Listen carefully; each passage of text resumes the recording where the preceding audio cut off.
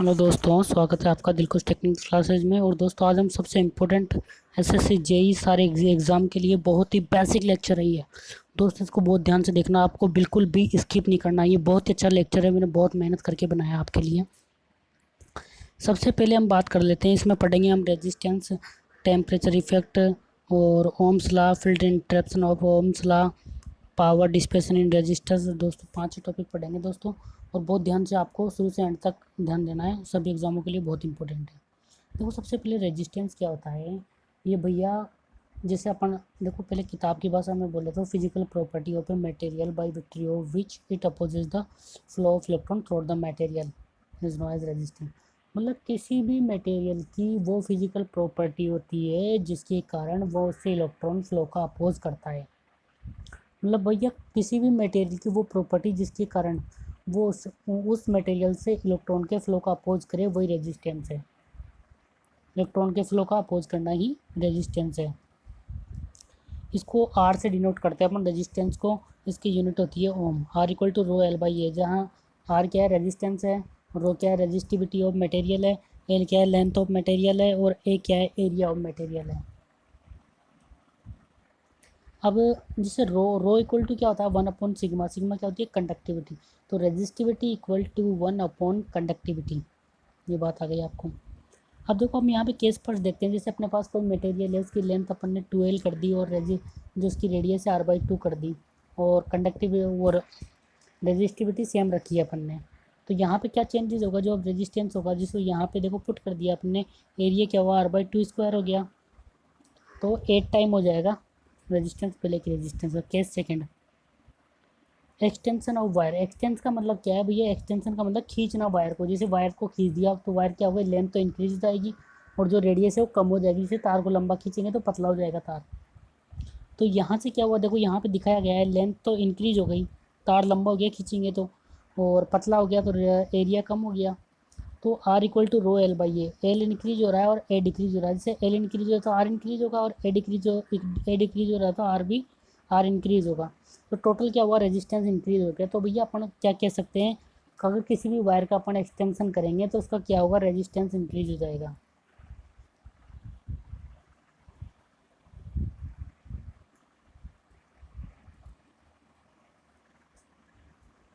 Compression of wire. तो compression का मतलब क्या है, तार को अपन ऐसे बीज देंगे, मतलब छोटा कर देंगे, तार को ऐसे दबा देंगे, तो क्या होगा, लेंथ तो कम हो जाएगी, और एरिया क्या हो जाएगा, मोटा हो जाएगा। जैसे अपने पास कोई वायर है, जैसे एग्जांपल के लिए मैं बताता हूँ आपको। देखो, आपको एक एग्जांपल दिखा देता हूँ, दिखाना ज़रूरी है यहाँ पे। जैसे ये वायर है अपने पास, तो अपन ने क्या किया, दोनों तरफ से इसको हथौड़ी से चोट की, इधर की साइड में मारी, इधर की साइड में मारी। तार क्या हुआ, अब इतना सा रह जाएगा, पर मोटा हो जाएगा तार, इतना सा रह जाएगा, केवल ऐसे हो जाएगा तार अपना, ये वाली शेप में आ जाएगा, छोटी वाली शेप में। तो क्या हुआ, लेंथ तो डिक्रीज हो गई, और एरिया इंक्रीज हो गया। तो ये होता है कंप्रेशन ऑफ वायर। तो इससे क्या हुआ, जैसे लेंथ डिक्रीज हुई तो रेजिस्टेंस डिक्रीज हुआ, एरिया इंक्रीज हुआ तो रेजिस्टेंस डिक्रीज हुआ। तो टोटल क्या हुआ, रेजिस्टेंस डिक्रीज हो गया। तो भैया यहाँ से क्या निष्कर्ष निकलता है, कंप्रेशन करेंगे किसी भी वायर का तो क्या होगा, रेजिस्टेंस डिक्रीज हो जाएगा। रेजिस्टेंस क्या करता है भैया, रेजिस्टेंस क्या करता है, इलेक्ट्रिकल एनर्जी को कन्वर्ट करता है हीट एनर्जी में। ये बात याद रखनी है। जैसे हीटर है अपने पास, तो इलेक्ट्रिकल एनर्जी को हीट एनर्जी में कन्वर्ट कर रहा है। अब देखो, किसी भी सर्किट का रेजिस्टेंस जीरो है, इसका मतलब क्या हुआ, मतलब जीरो का मतलब क्या हुआ, शॉर्ट सर्किट हो गया। देखो, जैसे ये वाला एग्जांपल देखो, शॉर्ट सर्किट का मतलब क्या हो गया, वोल्टेज जीरो हो गया, और करंट तो वही होगा जो यहाँ पे 30 होगा, तो पूरा 30 का 30 इससे जाएगा। यहाँ इनफाइन आई इक्वल टू इनफाइनाइट का मतलब ये नहीं कि इनफाइनाइट, मतलब जितना मैक्सिमम करंट होगा पूरा इससे पास होगा जहाँ शॉर्ट सर्किट होगा। तो रेजिस्टेंस जीरो का मतलब क्या हुआ, शॉर्ट सर्किट हुआ, वहाँ पे वोल्टेज जीरो होगा। और जैसे आर इक्वल टू कहीं पे इनफाइनाइट रेजिस्टेंस दिया हुआ, इसका मतलब क्या है, ओपन सर्किट है। ओपन सर्किट का मतलब क्या हो गया भैया, करंट जीरो होगा वहाँ पे। अब इसके बाद हम बात कर लेते हैं, ये देखो दोस्तों, ये क्वेश्चन है ना, जो कई बार आईईएस गेट और एसएससी जेई में पूछा जा चुका है। इसमें क्या होता है दोस्तों, जो रो होता है ना, रो रेजिस्टिविटी ऑफ मटेरियल, ये कांस्टेंट होती है, कभी भी लेंथ और एरिया पे डिपेंड नहीं करती। ये डिपेंड करती है only on the nature of the material. जो मटेरियल है उसकी प्रकृति पर डिपेंड करती है ओनली। जैसे एग्जांपल के लिए मैं समझा देता हूँ, अपने पास जैसे कोई दो रेजिस्टेंस हैं, एक की लेंथ पहले अपने पास कोई रेजिस्टेंस है, इसकी लेंथ एल और एरिया ए है।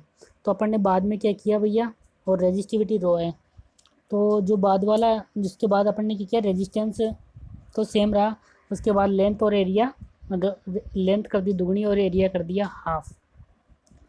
तो भैया रेजिस्टिविटी क्या होगी, तो रेजिस्टिविटी कभी भी लेंथ और एरिया पे डिपेंड नहीं करेगा, सेम रहेगी resistivity. Resistivity always depend on the nature of material. अब देखो ओम्स लॉ, देखो ये कई बार पूछा जा चुका है जो दोस्तों एसएससी जेईई और कई एग्जामों में, जैसे वी मतलब ओम्स लॉ की कंडीशन है कि टेम्परेचर कांस्टेंट होना चाहिए भैया, तभी रेजिस्टेंस कांस्टेंट होगा ना, अदरवाइज चेंज हो जाएगा जैसे टेम्परेचर चेंज हुआ। तो ओम्स लॉ क्या है, एक constant temperature the potential difference across a terminal of a resistor is directly proportional to the current flowing through it. मतलब कोई भी रेजिस्टेंस है उसके अक्रॉस जो वोल्टेज है वो उस रेजिस्टेंस से जो करंट पास होगा उसके डायरेक्टली प्रोपोर्शनल होगा, ये कहता है ओम्स लॉ। ओम्स लॉ क्या कहता है भैया, ये कांस्टेंट टेम्परेचर पे कोई भी रेजिस्टेंस उसके अक्रॉस जो वोल्टेज है उससे जो पास हुआ करंट उसके डायरेक्टली प्रोपोर्शनल होगा, जो उसके अक्रॉस वोल्टेज है वो डायरेक्टली करंट के प्रोपोर्शनल होगा जिससे पास हो रहा है। इसके लिए कंडीशन टेम्परेचर कांस्टेंट होना चाहिए। अब हम बात करते हैं Ohm's law in the conductance form. देखो कंडक्टेंस फॉर्म में I equal to V upon R हो गया, और रेजिस्टेंस इक्वल टू क्या होता है, 1 अपॉन कंडक्टेंस।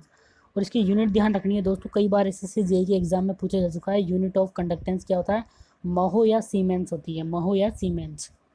इसके बाद हम बात करते हैं field interaction of Ohm's law. दोस्तों जितने भी जेईई के एग्जाम में सब में कई बार पूछा जा चुका है, field interaction of Ohm's law क्या कहता है।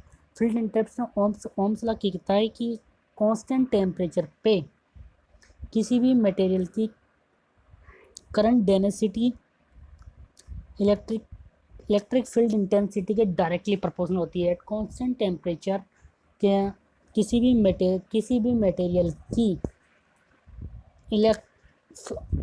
करंट डेंसिटी डायरेक्टली प्रोपोर्शनल होती है इलेक्ट्रिक फील्ड इंटेंसिटी के, J equal to sigma E. Field interaction of Ohm's law बोलते हैं J equal to sigma E को। अब जैसे अपन को एसएससी जेईई में आते हैं दोस्तों, इनकी यूनिट आती है, जे की यूनिट पूछ ली, सिग्मा की यूनिट पूछ ली, और इलेक्ट्रिक फील्ड की यूनिट पूछ ली। तो हम देखो दोस्तों आपको मैं ये इनकी यूनिट निकाल सकता हूँ। जे इक्वल टू क्या हुआ, current density equal to current upon area. तो करंट की यूनिट क्या हो गई, एम्पियर, और एरिया की क्या हो गई, मीटर स्क्वायर। तो एम्पियर अपॉन मीटर स्क्वायर ये आ गई करंट डेंसिटी की यूनिट। अब हम बात करते हैं कंडक्टिविटी। कंडक्टिविटी इक्वल टू क्या होता है, 1 अपॉन रेजिस्टिविटी। और रेजिस्टिविटी जिसे अब R equal to rho L by ये होता है, तो 1 अपॉन रो इक्वल टू क्या हो गया, एल अपॉन आर इंटू ए, ये हो गया एल अपॉन आर इंटू ए। तो जो सिग्मा की यूनिट क्या हो गई, 1 अपॉन ओम इंटू मीटर, या ओम इंटू मीटर का होल, दोनों का होल इनवर्स। अब इलेक्ट्रिक फील्ड की बात करते हैं, ये क्या होता है, voltage upon distance, V upon D होता है। तो इसका क्या हुआ, वोल्ट अपॉन मीटर हो गया इसकी। लीनियरिटी टेस्ट ऑफ रेजिस्टर, देखो भैया लीनियरिटी टेस्ट ऑफ रेजिस्टर में क्या है, कोई भी रेजिस्टेंस अगर ओम्स लॉ को फॉलो करेगा तो लीनियर है, अदरवाइज नॉन लीनियर है। पावर डिस्पेशन इन ए रजिस्टर, तो पी इक्वल टू क्या होता है, आई आर होता है। आई की वी अपॉन आर पुट करेंगे तो वी स्क्वायर अपॉन आर हो जाएगा, और V equal to I R put करेंगे तो आई स्क्वायर आर हो जाएगा। तो ये तीनों फॉर्मूले आपको याद रखने हैं। P equal to power equal to V I होता है, पावर की यूनिट होती है वाट, आई स्क्वायर आर होगा या वी स्क्वायर अपॉन आर होगा, पावर डिस्पेशन इन रजिस्टर। देखो टेम्परेचर इफेक्ट क्या होता है, R T equal to R zero one plus alpha T one minus T zero. R T क्या है, resistance after temperature increase. R zero क्या है, पहले का टेम्परेचर है। 1 प्लस एल्फा क्या है, टेम्परेचर कोफिशिएंट है, T1 है जो टेम्परेचर इंक्रीज होने के बाद का टेम्परेचर है, और T0 टेम्परेचर इंक्रीज होने से पहले का टेम्परेचर है। अब कंडक्टिविटी क्या होती है, एन क्यों म्यू, जहाँ पे एन क्या है, number of electron per unit area, क्यों है चार्ज ऑफ इलेक्ट्रॉन है, और म्यू क्या है, इसको बोलते हैं मोबाइलिटी। मतलब कोई भी अपने पास जैसे कोई भी मटेरियल है इसमें फ्रीली जो फ्रीली इलेक्ट्रॉन मूव कर सकते हैं ना, उसको कितने कितने फ्रीली मूव कर सकते हैं उसको बोलते हैं मोबाइलिटी।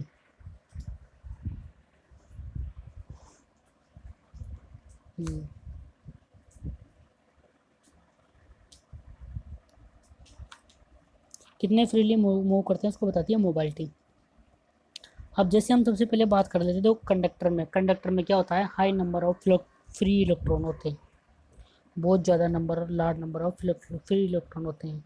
अब जैसे ही क्या हुआ, जैसे टेम्परेचर इंक्रीज हुआ तो कुछ इलेक्ट्रॉन और फ्री होंगे, थोड़े बहुत इलेक्ट्रॉन और बढ़ जाएंगे, पर यूनिट इलेक्ट्रॉन एरिया बढ़ जाएंगे। पर इसमें पहले ही लार्ज नंबर ऑफ है तो ये इतना फ़र्क नहीं पड़ेगा per unit area number of electron. जैसे टेम्परेचर जल्दी जल्दी, नंबर ऑफ इलेक्ट्रॉन जल्दी जल्दी रोटेट होंगे इसके अंदर, तो भैया इतना इफेक्ट नहीं पड़ेगा क्योंकि पहले बहुत ज़्यादा इलेक्ट्रॉन थे तो इतना इफेक्ट नहीं पड़ेगा इसमें, तो ये बड़ा फैक्टर नहीं लेंगे अपन। जैसे टेम्परेचर क्या होगा, टेम्परेचर इंक्रीज हुआ तो number of electron per unit area increase हुआ है, पर इसमें इतने ज़्यादा इफेक्ट नहीं होगा क्योंकि बहुत ज़्यादा इलेक्ट्रॉन है। और मोबाइलिटी, जो देखो पहले पाथ क्या था, पहले कम इलेक्ट्रॉन थे तो इजीली मूव हो रहे थे इसके अंदर, अब बहुत ज़्यादा इलेक्ट्रॉन हो गए, जैसे टेम्परेचर इंक्रीज होगा तो उनकी टक्कर हो गया, अब इजीली मूव नहीं होंगे, तो इसका मतलब क्या हो गया भैया, मोबाइलिटी डिक्रीज हो गई। जैसे मोबाइलिटी डिक्रीज हो गई तो अब इसमें क्या है, कंडक्टर में लार्ज नंबर ऑफ इलेक्ट्रॉन थे तो number of electron per unit area जो इंक्रीज हुआ इसका इफेक्ट अपन नेगलेक्ट कर देंगे।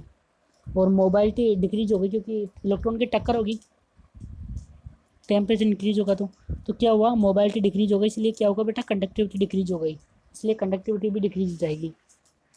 तो यहाँ पे अपन क्या कह सकते हैं, कंडक्टर में जैसे टेम्परेचर इंक्रीज हुआ तो कंडक्टिविटी डिक्रीज हुई, कंडक्टिविटी डिक्रीज हुई तो क्या हुआ, रेजिस्टेंस इंक्रीज हुआ, रेजिस्टेंस इंक्रीज हुआ तो क्या हुआ, अगर टेम्परेचर, पॉजिटिव टेम्परेचर कोफिशिएंट किसे बोलते हैं, ये बात क्या है भैया, अगर टेम्परेचर इंक्रीज होने के साथ रेजिस्टेंस इंक्रीज हो रहा है उसको बोलते हैं टेम्परेचर कोफिशिएंट।